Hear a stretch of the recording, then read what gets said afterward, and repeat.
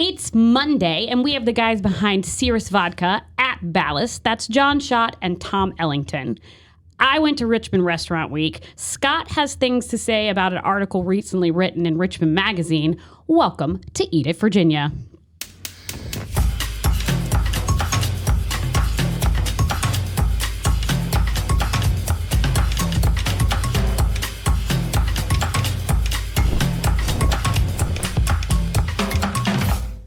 Hello and welcome to Eat It Virginia, your number one food and restaurant podcast. You can watch Eat It Virginia on Spotify, the CBS 6 YouTube channel, and WTVR.com. And of course, listen wherever you find your favorite podcasts.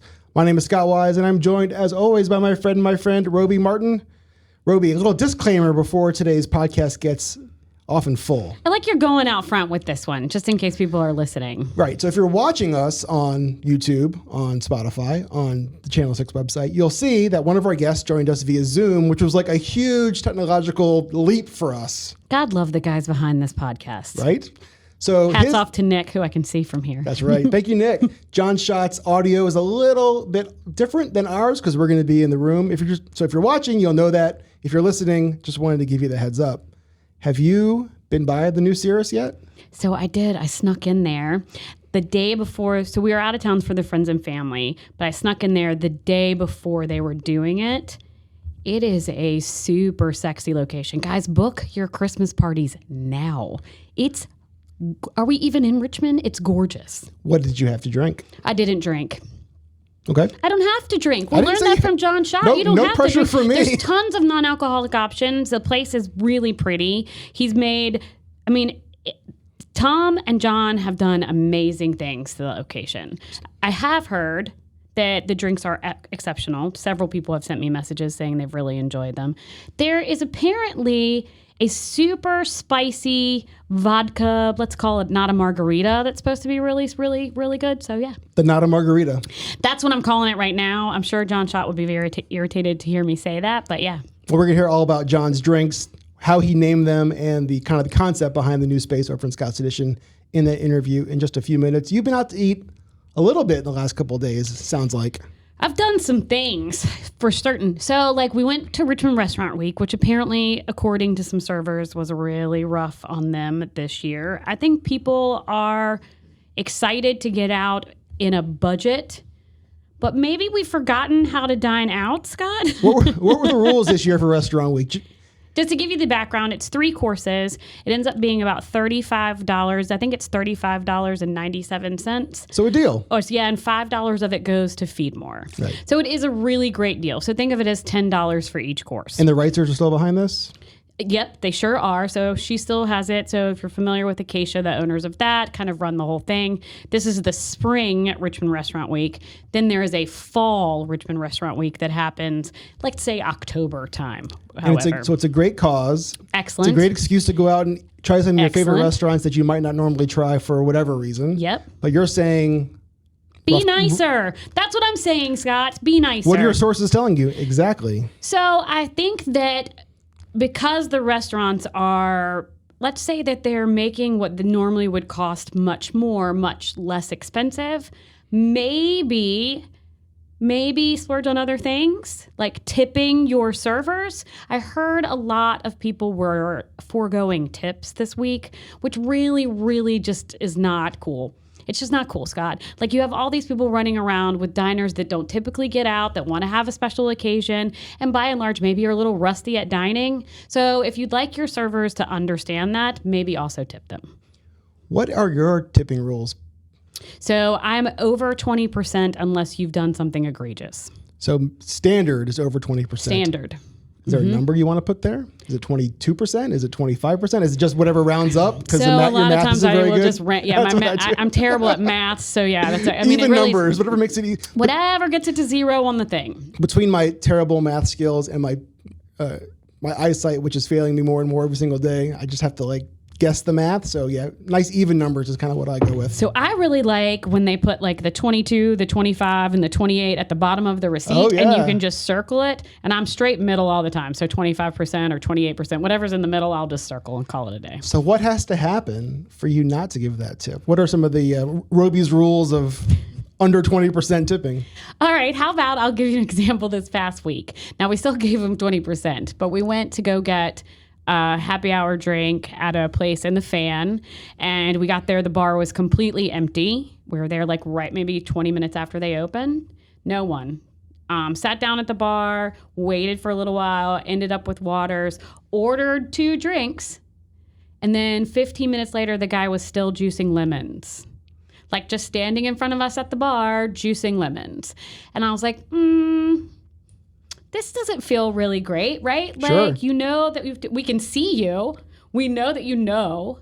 Shit, can I help you? Like, that would be like my next statement is I'll juice the lemons if you want to draft the beer. So 20% for that guy. Were any excuses given, or just that it was what it was? I mean, I don't know what I would have loved to have asked him his thought process, but then I think I would have come across as mean. So we just All right, it is what it watched him. He was very good at juicing lemons. Well, that's a positive. Thanks for finding the positive in that situation. Thank you for making lemonade out of lemons there. Yeah, I think that's exactly what he was planning on doing. He was marrying his one lemon juice, which was 3/4 full, with another one. I don't know. Perhaps they go through a lot of lemon juice at 11 p.m. Your conversation about tipping and the prices of things leads me to an article that our friend Eileen Mellon wrote for Richmond Magazine. I believe it published in March, just about the state of the RVA dine industry in the 5 years since COVID. Did you have a chance to read that article? I did. So Temperature Check, I really liked the title. I think that was a really smart move by her. I did read it. Has some really great individuals that have been working in the Richmond dining for quite some time. Kendra, Lee, I mean, she really covered like a good gamut. The Polks down at Charlotte's. Yep, that's one of our favorite podcast experiences, by the way, interviewing those two in their restaurant. I think that you preferred the food. The company was great. The company was amazing. The food was great. But that was good. I think that was right before, that was the January before the pandemic, which kind of sticks in my mind as one of the last times we got out. Anyway, back to the article. What were your takeaways? I think that it's helpful for the individuals that don't sit inside of a restaurant to understand that it's not just the food that causes a restaurant to close. Like, I think people are like, oh, that restaurant closed because its food was crappy. That's like maybe like the last thing that makes a restaurant close. Like it could be rent, which people talked about. You mean Southbound closed, rent. It could be, I don't know, employees, which that article talks about, right? If you can't find people to work, then how do you keep your restaurant open? It could be many other myriad factors. One of the issues that was raised in the article was just kind of the lack of profit restaurants are able to make these days because of all the rising costs. They're trying to do right by their employees, paying them more, offering healthcare, things like that. And there comes a tipping point where the Pun food intended. Where the food gets too expensive for people. So Kendra, who owns restaurants like Laura Lee's, she mentioned that her profit for, I think it was last year, was around 1%. And so she had to raise prices, but she wanted to let her employees know that this is the situation she's dealing with. She's not some fat cat restaurant owner who's rolling it around in her Rolls Royce, smoking money out of her cigar. It's tough out there. It's hot. Let's just say, okay, let's talk about your margins. Let's say that your product is chicken thighs, right? And the price of chicken thighs goes from $7 for 10 pounds to $14 for 10 pounds. Then your margin dips so low because you've priced your restaurant to be on the $7 for 10 pounds. And I don't think anybody thinks about how that affects them. You will budget your groceries based on pricing, most likely, right? Because your household needs to run. Absolutely. Most people do it that way. Sure. So why wouldn't they translate those thoughts to the restaurant? Restaurateurs have to budget the same way you budget your own household. So I just feel like a lot of people don't talk about that particular part of a restaurant. It's just not always the food. Good food, restaurants close all the time. So as a consumer and someone who eats out, at least once a week, right? At least once a week? Sure. Where do you see the future of all this? Like, how is this going to play out short term, medium term, long term? So I think that we are going to see a lot of good restaurants close in the short term and in the long term, because I just don't think that at that smaller margin, you're going to be able to make it. My mom said when she was running restaurants that if you were going to fail, you needed to fail fast because failing slow was really, really expensive. And I think that I don't want to call restaurants that have been open for a while and that are struggling in that little margin place as failure, because I think failure should be celebrated. It means that you've done and tried something. But I think more restaurants are going to open and close faster because they've started to understand that it's just not feasible to keep it running. All right. If that's the case, what do you see as possible solutions to this situation? So diners obviously need to take into account that dining out is a luxury. It's not a given. You don't get to dictate your $7 price for a hamburger anymore. An article came out in the Wall Street Journal maybe this week talking about the fact that a fast food hamburger is now the same as a burger you can get at Chili's. And actually Chili's might be less expensive, because their margins, as how much bigger they are, they can reduce them down. So maybe those are your spaces if you're looking for a budget meal. Maybe a local purveyor that's trying to do everything right is just not the place for you right now. I don't want to say that because I want everybody to go out and eat, Scott. But if you're going to complain about the prices, maybe it's not the place for you. Is that bad to say? I mean, it's the truth. It's your truth. It's what you're seeing out there. What do you think long term as someone that goes out to eat a little less? Because there's other factors that you have in your household that I don't. Sure. I feel like ever since this podcast began in 2019, I've been griping about the prices of things and the sticker shock that I've seen. And wow, it is something else right now. It really is. When you go out by yourself or with a friend, maybe it's a little less noticeable, right? Because you're only paying for one or two people. But when I'm bringing my family out for a meal and it's $100 for a normal fast casual restaurant meal with no alcohol at all and mostly waters around the table, I mean, that is a real wake-up call. You can't do that very often. Most people can't do that very often. I mean, I go out a lot, but we can't do that. I mean, we have to stick in the happy hour. I mean, that's why you hear me say happy hour. Yeah. Because I feel like those prices make more sense for us as opposed to regular dinner time. Make the most of happy hour, guys.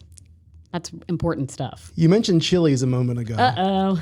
And that leads me right to my next question for you. You are a restaurant expert. You are maybe the restaurant expert, at least in my life. Oh, thanks.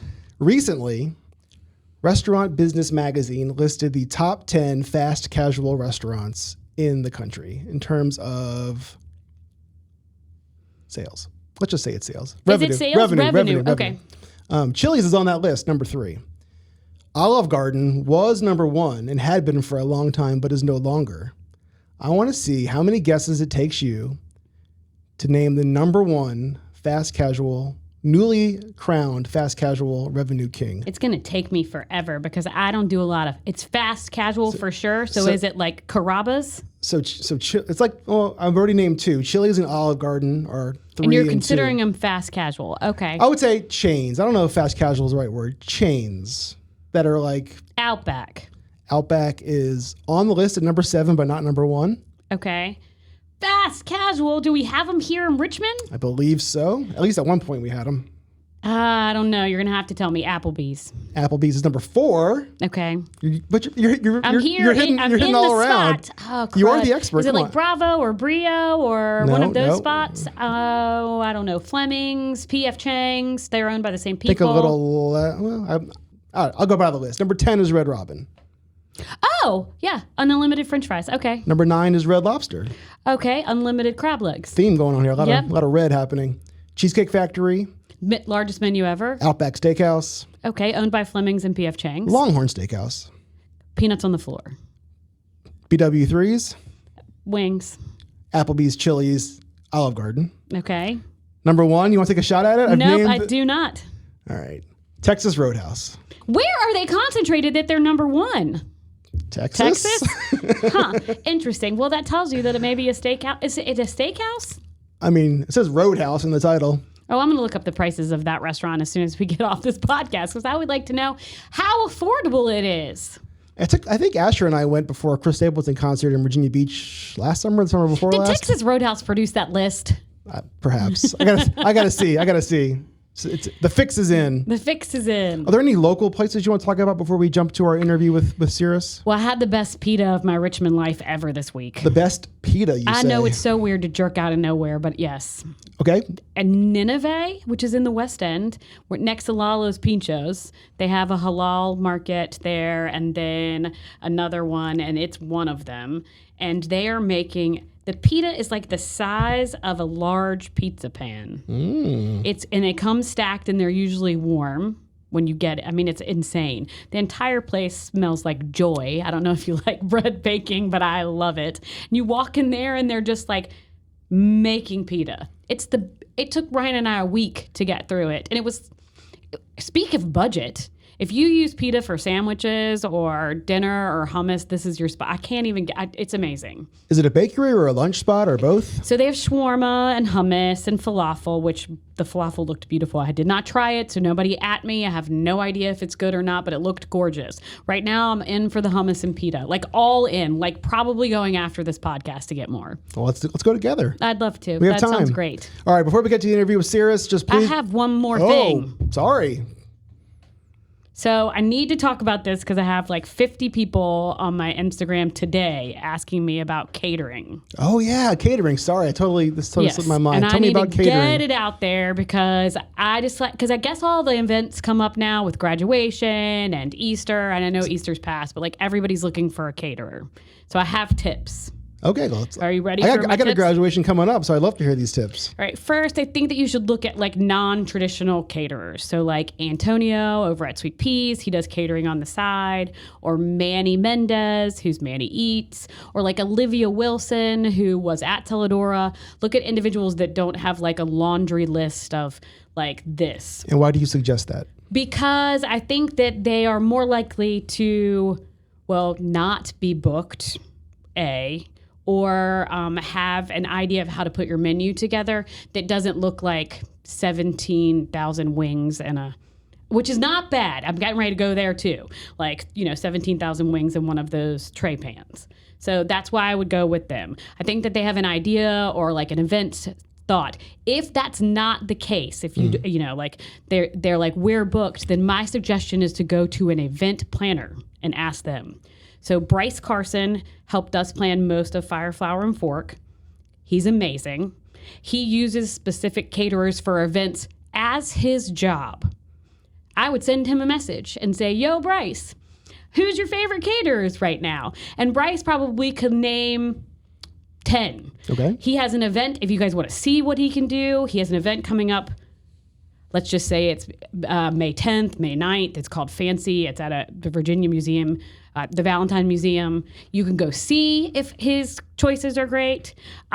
Or like Stephanie Murtaugh, you may know that last name. She's married to Patrick Murtaugh. She owns an events company. Shoot her a message. Bryce is with Roberts & Co. I think Stephanie's with LK Events. If those things do not work for you, then call someone like Mike Lindsay, because he does large amounts of food all day long in several restaurants, and he could probably get out a large amount of food. Or Abuelitas. Those are my choices for you right now. It's out. Now we got it. We're going to clip That's this the for list. social media, and that is what my list is going to be. Do you have a caterer you like? Absolutely not. Well, there you go. My buddy Lewis owns Garnish. So you do? I do. Well, I like Lewis, and I like his food too. Then there you go. One more. Lewis at Garnet's. Garnish. Lewis at Garnish. All right, there. Now, what were you going to say? Well, I was going to say we love to hear from our listeners and our viewers. Did we hear from our listeners, and they're going to yell at me again? No, we love to hear from them, I'm saying. So please, if you have anything you want to tell us, you can send us a DM on Instagram at Eat It Virginia. Our email box is eatitvirginia@gmail.com. We'd love to hear it. Did you want to say something? I want to know if Nick has a burning food question. Nick, Nick's our director / producer Yes. here. Any burning food questions, Nick? Best seafood. What kind of seafood? Like, do you want like fishes or shrimps or? Say like a boil, like crab. You're like a boil in a bag? Oh, that's fun. We got a couple good ones. There's one that is right next to the Savory Grain. It's called Tasty Crab, off of Broad Street. I think it's Broad Street and Addison. They have particularly lovely little boil in the bag situations. Okay. You're a boil in a bag? I wouldn't have pegged you for a crab leg / shrimp / sausage / corn guy. I love seafood.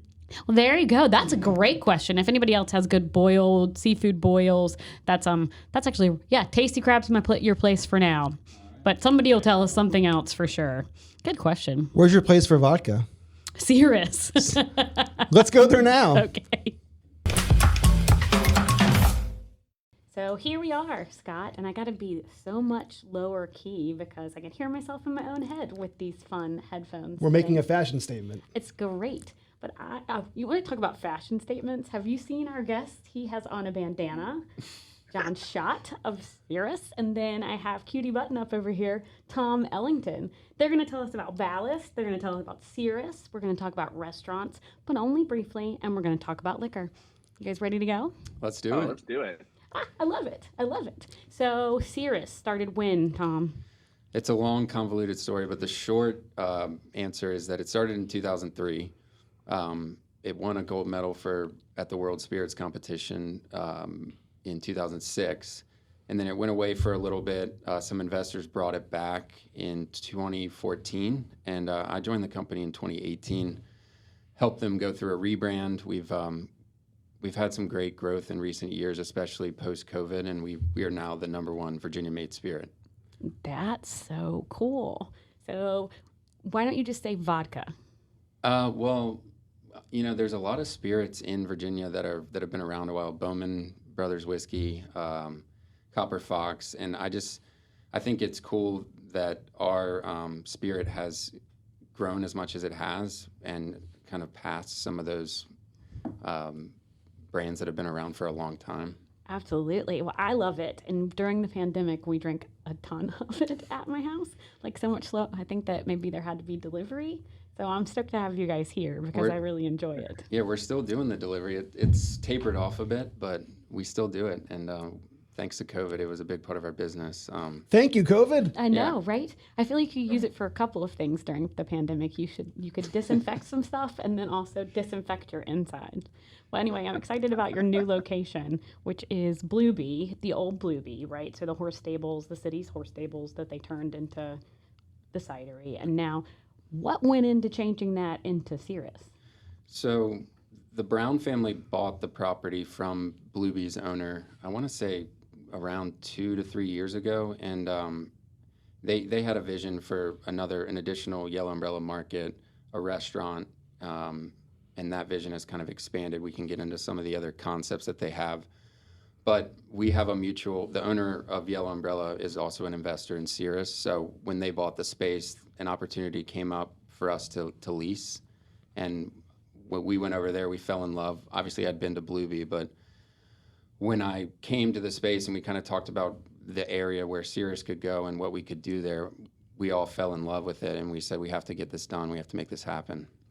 So tell me about where everything is in the space. So if people are familiar with it, it's kind of L-shaped, right? Right.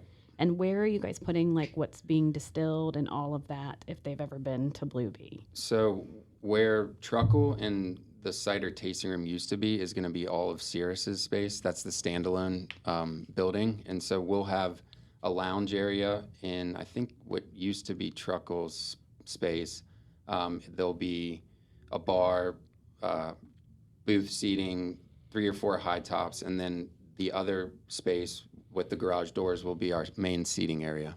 Okay, so where are you guys actually making any of your alcohol? So we distill all of our vodka at Ownby Lane, right next to Mainline. So we're keeping our production there, and we're just moving our retail and tasting kind of cocktail space to Summit. Oh, perfect. That makes sense. Moving all of those huge pieces of everything seems to be a little counterproductive when it's that close, right? So I can totally get that.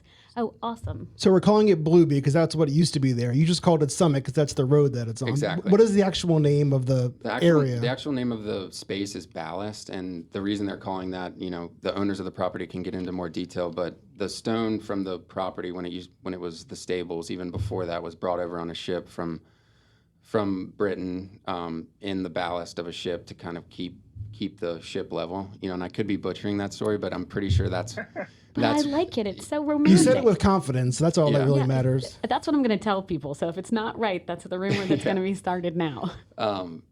So they're calling the space Ballast, and within Ballast there will be a Yellow Umbrella Market, their third location, Slack Tide Restaurant, Slack Tide Fish Co., run by Caleb Schreiber, former Dutch & Company owner and chef.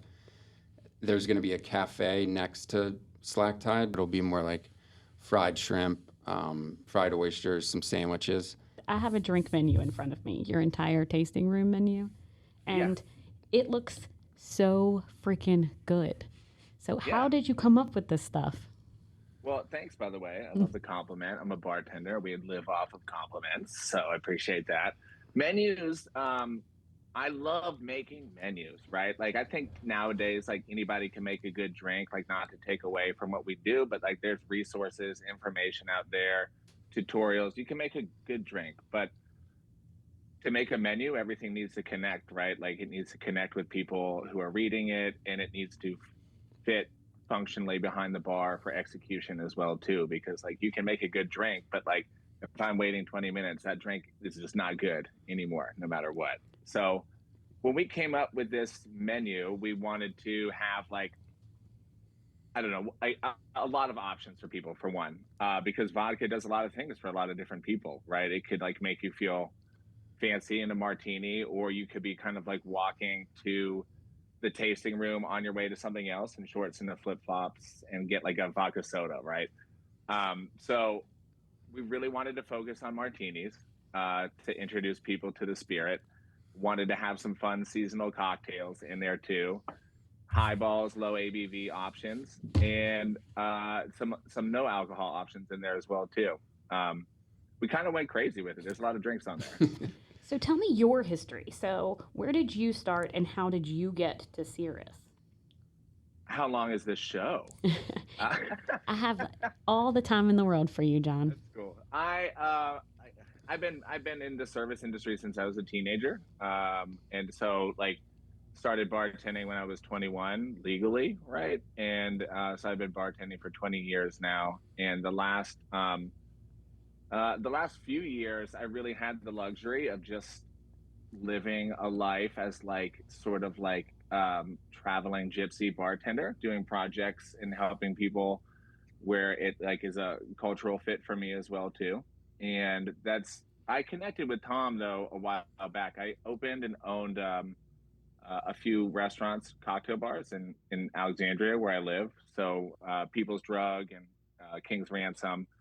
And we opened Chop Shop Taco as well too, and that's where I met Tom. And I didn't like, I met him just because I was already selling the product.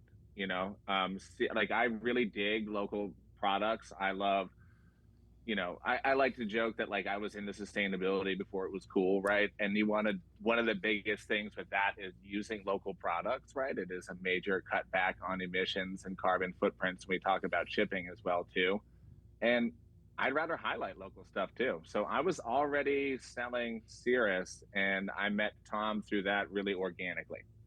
I love working with someone like Tom, right? Like Tom is like me, who's like a dreamer, right? And is like always seen this brand as like, well, it can be more, you know, like we can connect with our community. It can be something really, really special. And I love working with people like that. That's how I view hospitality and bars. So we've been sort of linked up on this, Tom. How long now? Is this like a year and a half or 2 years we've been doing this project? Yeah, I think almost 2 years since I approached you about it. I mean, John was so cool when I first met him. He was a big shot in the industry. Like he said, he'd been in it for 20 years, been bartending. He had these cool bars in the old town. And he was so nice and gracious to me. You know, I kind of came into a interesting phase of Cirrus where the management was changing. The brand was not that well known. We were kind of lacking sales, and John took a chance on me and the brand, and he was just a really great advocate for Cirrus in Northern Virginia. He helped us grow a lot in that market, and always appreciated our product. So when it came time, also, sorry, a super cool side note. I was going to say you can also get Cirrus Vodka and a ton of Virginia beers and a few more Virginia products too at DCA right now. The Lucky Buns there too. They let me, when I did a project there, put in a ton of Virginia spirits at the airport there. Super cool. Oh, that's really Yeah. cool. Yeah. So this project's been going on for 2 years. I want to say it's been going on for a year and a half, but I approached John around 2 years ago to say, hey, would you be interested in helping us with the menu and with the training and all the hospitality stuff around it. And he said yes, and he's been very patient with us as we've kind of dealt with delays, permitting. You know, we've had to, since we're a distillery store and a tasting room, we had to get us a license for this new space. And so basically we're barrel aging vodka in this new space, and that's our distillery. And we'll use that for maybe a barrel aged old fashioned.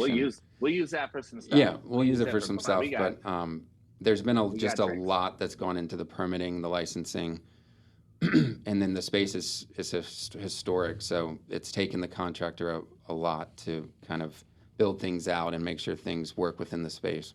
Sure, that is a long time to wait. Yeah. 2 years. Do you feel like that the city's been good, or how's that worked? Like, tell me about some of the changes you guys have had to make or have made. Yeah, the city's been willing to work with us. I think it's just the nature of construction and how busy the city's growing so much. There's so many projects right now, and I think more of our delays have come more so from TTB. We had some issues with, which is the Federal Trade Commission for Alcohol. We had some issues with how our plans were designed, so we had to go back and redesign those. But I think overall, the city's been good to work with. Oh, great. You said where things were going, but like, are there walls being taken down or historical stuff being brought up, or how does that, like, what is being maneuvered that the city needed to take a look at? For someone who hasn't been in the space, I like to know all these things. I think it was just more. That was a hint for him to let me in the space. Did anybody catch that? You are welcome. The man brought you a drink. What else do you need, for real? I'm just trying to nudge him, on air. Hey, we got friends and family coming up. We have very VIP things, for the VIP type people. I don't need anything VIP. I just want to see all the cute stuff you guys got going on. It's super cute, the space. We took down one wall in our space to connect the kind of lounge area with the bar, so it's kind of one free-flowing space. So there was some delays with that and getting that approved, but overall, it's just the delays have more so just been on just how construction is. Just how it goes. Yeah. Sure, absolutely. I know it's frustrating. I don't know what restaurant opening I've ever done where it was like, and then everything went exactly to plan. And the construction was no problem. The city was great. We got all of our permits on time. It's always like that. But that space, I just got to see it. I was in Richmond a few weeks ago, and I hadn't seen it in a while. I met up Steve Yang, a buddy down there. What a good guy. Yeah, I know. Yeah, cool. A really, really cool guy. And so we went up at the space there. Honestly, like, I'm not even from there, but if I lived in this neighborhood, I would be so pumped to have this here. Like, it feels good. You know how a space has like a feel to it? Like, I would be so pumped if I lived in that neighborhood to be able to just walk by, grab a drink, grab food, go home, maybe hit it a couple times a day to fill the gaps. It really looks and feels amazing. To fill the gaps.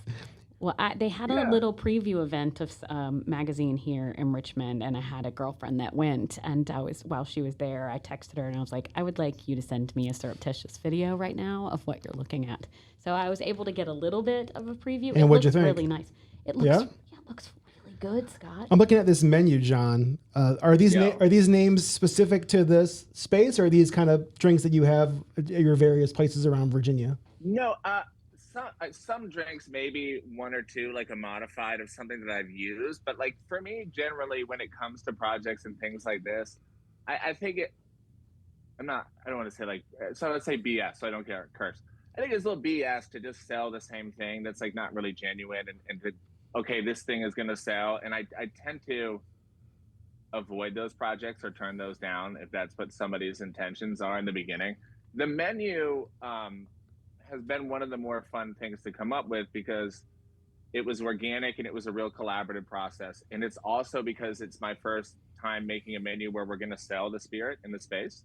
And it's really just one spirit as well, too, with the exception of having the jalapeno in there as well. So what are drinks that we're going to put on this menu that someone's going to want to grab a bottle on their way out and take it home with them and like continue to like have their night go or plan another night around it later? What are drinks that are going to be really compelling for people to try in the space because you want to go out? It has to be like a combination of a lot of things, like a high-end cocktail bar and then a really approachable place for people walking in off the streets. So that's sort of how we have that menu laid out. The names really are all genuine to the space and really fun. I would say something I love to point out on the names, right? Like the martinis, for me, having it into 3 sections was really key. That's classic, dirty, and retro for those who we got can't classic, see. dirty, and retro, you guys. It's all the things you want for your night, honestly. And I like the naming of the dirty martinis. They're all called Briny Boys, right? Which I think is really fun. And like, you know, creating our own language in the space. But that happened really organically too. I don't know if Andy's still in the room with you guys. He's the one who chefed up those drinks for you today. Shook a drink and ran. Oh, well, he's a true bartender. So We're happy he did. I just want to make sure we put that out there. Well, that guy rules too. He's awesome. And it's been really fun working. We almost injured him. He fell up the stairs with his cocktails. It was the cutest thing I've ever seen. Oh my God, this guy! I told him I was supposed to be the cutest. Anyway, so when we're tasting these dirty martinis, and he just says, "Well, yeah, I love a briny boy," right? And I was like, "That was really fun. Like that was That was like I really loved that natural thing." And then it goes on the menu. I think it's a fun thing that while you're like being trained as a staff and things too, that like your opinions and your gut reactions can be, you know, involved in what we're doing here. It's like part of that creative process too. Sure. I love this. I mean, obviously you have the espresso, which everybody's into, which I think is awesome. And I don't know if you guys are overwhelmingly selling them because apparently they're just nuts everywhere else based on the state of They're nuts everywhere. I mean, everywhere, which is good for Cirrus because that's great. Makes vodka way up there. You know, with this move to the new space, your current location over by Mainline, it's kind of a destination. You have to kind of want to go there to go there. I feel like this new space is going to be more of like you can go there if you want to go there, or you can just be stumbling by or walking by. And John called it fill in the gaps. Fill in the gaps. I love that. So, what can people expect when they go? Can you eat in the tasting room? Do you have to go separately to the restaurant? How's that all work? That's a great question. We felt like we were not living up to our full potential with our current space. We would have to get food trucks. Sometimes we'd have to have pop-ups with food. Food is such a key component with cocktails and with drinking. And again, we're a tasting room. We can only serve 3 ounces a person, 2 drinks, but we still wanted food to play a big role at Ballast. And so we're going to have a lot of items in our refrigerator in the space. You can grab like smoked fish dip. That's all coming from Yellow Umbrella. Pimento cheese, salty snacks like that, tapenade. But then we'll also, starting in May, we'll have a QR code menu from Slacktide. So there'll be anywhere from 6 to 8 options. Fritters, fried oysters, the whole raw bar will be available so you can get oysters in a martini. It's going to not be large plates, but small shareable plates, all done by Caleb that kind of geared towards our cocktail menu. And you said 3 ounces per drink. And 3 ounces per person. Per person. Per visit. Per visit. So like an ounce and a half per. So can I come back and come back in? I think so. Oh, good. Good to know. We can ask the police chief. Just if you want to repeat that one more time, you can go out and return. Yes. Correct. Oh, hey, how about that? So it's interesting. So the rule. So per visit, each person 3 ounces, 2 drinks.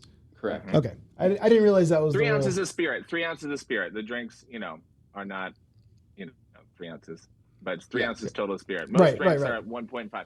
I do like though that it does lead into like mindful drinking habits though too. Like is the idea that if you come in, you have a couple drinks, grab a snack, right? And that is why it's supposed to be that, because it also it's an ABC store, right? You can get a bottle on your way out the door. At the restaurant, I know you're not involved with the restaurant per se, but at the restaurant, it's normal rules? Normal rules, yeah. And they'll have their own drink menu? Or They'll have their own drink menu. John was being humble. So Steve Yang he's Slacktide's beverage director. So he and John actually met up last week or the week before. They've both been chosen for world class. Can you expound upon that? Yeah, they're both big time bartenders, those two. That is some serious firepower with you guys together. I mean, I would love to be a fly on the wall for that. I mean, can I just say, as a bartender growing up, like man, I was bartending like mid 2000s in Northern Virginia, which might as well have been like 1995, for like how we were caught up to the world in drinks. People used to ask me what my real job was when I was working and things like that. And for me as a bartender, it's a total dream to be like at one time, at one point in the future, maybe like a spirit producer in my state when they're expanding their brand is going to want to partner with me to help them with that, right? And I love where I'm from, right? And then it gets compounded because there's the community aspect of another bartender who's pushed themselves, like Steve, right? Who's creating in that space too. And ultimately, all we want to do is do something really cool inside of our communities. And for me, it is an honor to be able to create something in someone else's community as well too. And like that space, man, is just going to be vibrant with creativity and just really great options of like an elevated set of drinks and a really laid back kind of a place. And I love that for it. I want to rewind. I want to talk about your awards. You notice he went right past the Yeah. fact that he's won awards. I don't understand. Let's talk about Oh. of your world's best speed rail, all those things that you guys do. So yeah, I've done so. Cocktail competitions for me, it is competition. It is community based, and I love to meet all the people from around. I have been lucky enough to do really well in competitions myself. I've been on the national stage now at least 10 times. I won in our state Catoctin Creek's Mixologist of the Year. I won Derek Brown's Mindful Drinking Mixologist. It's a zero ABV. I don't drink anymore. Almost 9 years myself now as well too. I just represented the United States for World's Most Sustainable Bartender in Nicaragua, and I will be competing for the United States Best Bartender with Steve in Atlanta in May. That is so incredible. What goes into being a winning bartender in situations like that? I don't know, being crazy, I guess. It's the type of thing I always link back to. Like if you when I was like a kid, I like was a competitive like mountain biking and like bike riding and stuff, and I was like sponsored when I was in high school. But is a type of thing where the people who I would meet from it, none of us had coaches, right? No one had like organized practices, and nobody was like keeping you on task or telling you how or why to do things, but you had like your own inner drive to want to do it, and you just the creativity and excitement of it is what drew you to it, is what I think it takes to being a winning bartender. You have something you want to share, and I think you have a creative story to tell people that you think is important to tell. And I think what goes into that is wanting to respect this industry as best as possible by doing your best, right? Create something genuine, try to make something inspiring for people, and work your ass off, honestly, like as hard as you can to learn all these things, to learn new techniques, and to learn how to put a drink down in front of someone that's going to make them feel something. You said that you said that you no longer drink alcohol. Is that an oddity for bartenders, or is that becoming more of a norm? I'd say yes. Yeah, I'd say yes. Everyone wants to be like, oh, that's a big, that's such a trend now. And I love to be like, I also quit drinking before that was cool too. But you go to these things and everybody's drinking. You go to bartenders events, everybody's laybacks, taking shots, all this stuff, right? And that's part of it, and it's fun, and everyone deserves their release too, because we work such hard jobs. But it's something that this community supports thoroughly, though. Like when I quit drinking, I left bars briefly because I was like, well, I guess that's what you have to do. And I was in sales, and I was like, these people hate my guts, like they don't want to hang out with me because I don't drink, and it's making them feel a certain way, right? And when I came back to bars, bar people don't care. We've always just taken everybody, you know what I mean? Like industry has just taken everybody. So I feel at home here, and always felt the support always too. This seems like a weird transition. What is in front of us, this drink that we have with the alcohol in it? No Corn Star Martini, okay? A couple of things to say about the no Corn Star, right? Let's just be real. It's a riff on a porn star, which is like having another, like a lot of these retro drinks are having a revival, which I love because a lot of those style drinks is like what I was making when I started bartending, right? because you didn't have to take yourself so serious, right? You could have a good time. Porn star martini usually made with like the vanilla infused vodka. We use the jalapeno, right? The only flavored vodka that Cirrus makes. And you could also, I like to say, this is also a great substitute for tequila style drinks as well too. Like if you're having like your tariffs going up on certain things right now, you're worried about additives in tequila, this is a great swap. It's also just a quick note to like we're distilling from potatoes, right? Which I think is like really one of the two best things to distill for vodka, because that's what gives Cirrus that great texture, right? That creamy texture that I think Cirrus is so known for, and one of the things I love about it. But then this one also has the chai curacao, and it has that little layer of the vanilla foam, which is like keeps the texture there and holds texture if people are hanging out on that patio for a long time too. So that the drink can stay consistent as well. It's been sitting in front of us for a few minutes now, and it still looks great. It's been exactly 26 minutes. It's been sitting in front of us, and it looks still gorgeous. What's in these shot glasses? Those are passion fruit boba. So like typically what you would get is like a shot of bubbles on the side, you know, some champagne, right? Or something like that on the side of your porn star martini. And we couldn't do that with the rules of Virginia ABC. So that's like our side of bubbles, right? And you can drink them, you can throw them in your drink. At that point, like I like people to have like a choose your own adventure sometimes with their drink and just kind of have fun with it. No wrong answers. That's my favorite kind of question. The Mad Lib of porn star martinis. Yep. I love it. So one thing I like about this drink, and like not to like boost us up so much or anything, because like I like to keep us like humble, but the thought that went into it was that it was fun and engaging, but like it's also a thought of like how far the drinks are going to travel to a table. If there's groups of people sitting outside and taking a while to sit down, if they are hanging out for a long time in the sun, will this drink still be good, right? And will it hold at the table? And so the production wise of them to like keep this one with the texture on it, and then the training that we have with the staff, and the staff is so rad at this place too. They all are so into it, which is, you don't see that as much these days anyway. Teaching them how to make the tickets and build their tickets and keep the drinks as cold, fresh, texturous as possible. And the team rocks.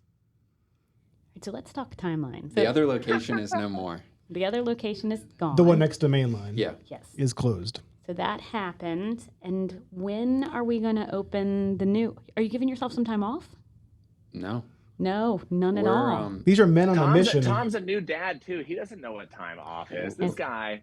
I'll head straight from here back to the property. We have furniture being installed right now. So that will happen today and tomorrow. And then there's some finishing touches from the contractor Friday, Monday. And then we're hoping to get into the space to do a mock shift on Tuesday. And then friends and family on Wednesday. Nice. So for full transparency, we are recording this in early April. And so you're hopefully hearing this in early May. And hopefully you'll be open. We'll be We'll open. be open. Yeah. That's the goal.